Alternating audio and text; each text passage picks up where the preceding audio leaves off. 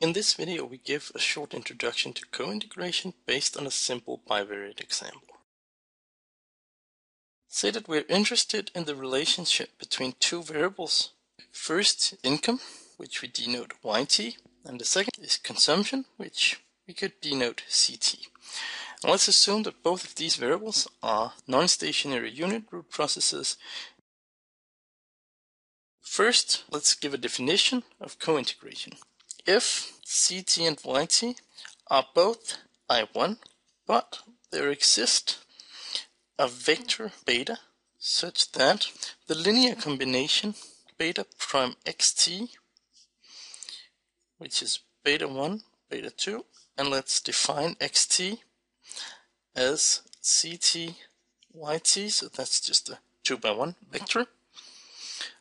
This linear combination we can write as beta 1 CT plus beta 2 YT, such that this linear combination is I0, so that's a stationary process.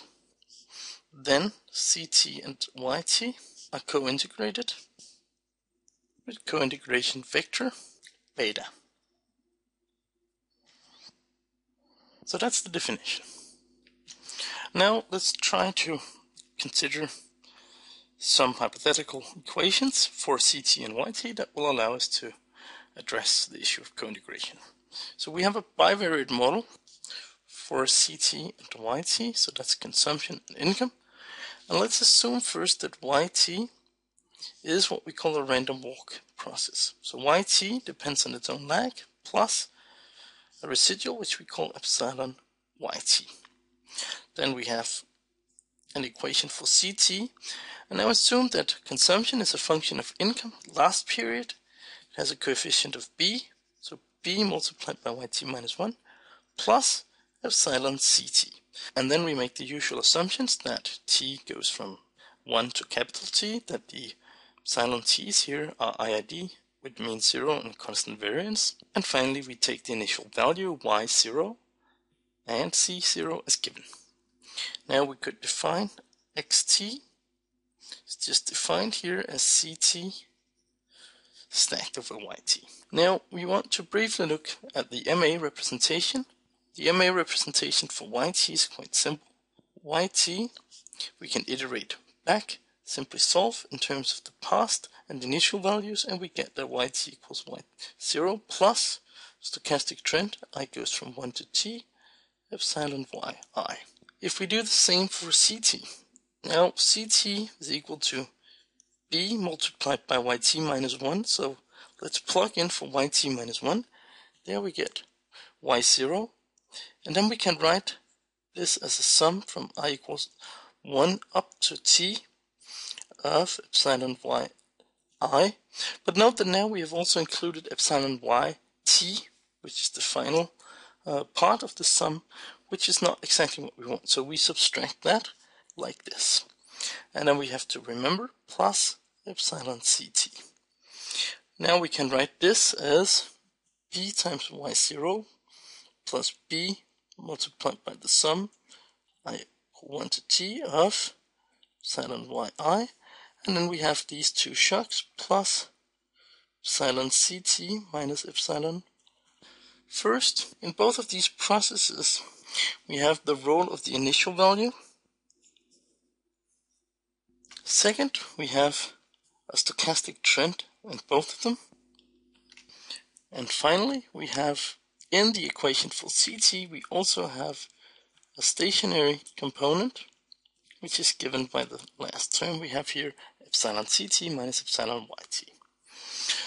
So what we can note from this is that both of these two variables have a stochastic trend. They are I1, which means that the process for xt, which is the CT over YT, or CT stacked over YT, is in fact an I1 process.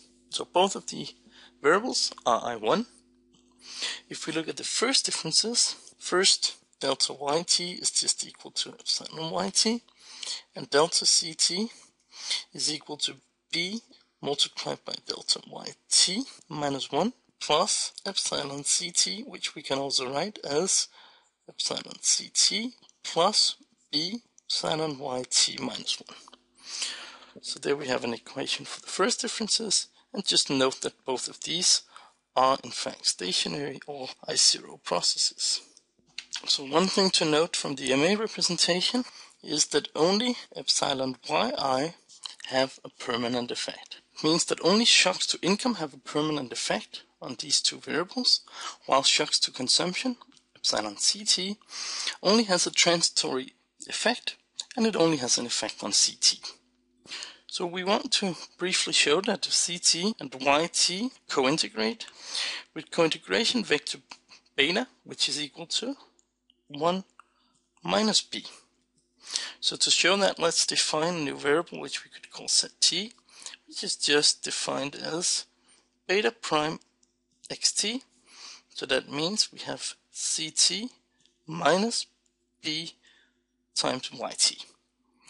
Now we can simply plug in for ct from the equation up here, and we get b yt minus 1 plus epsilon ct minus byt.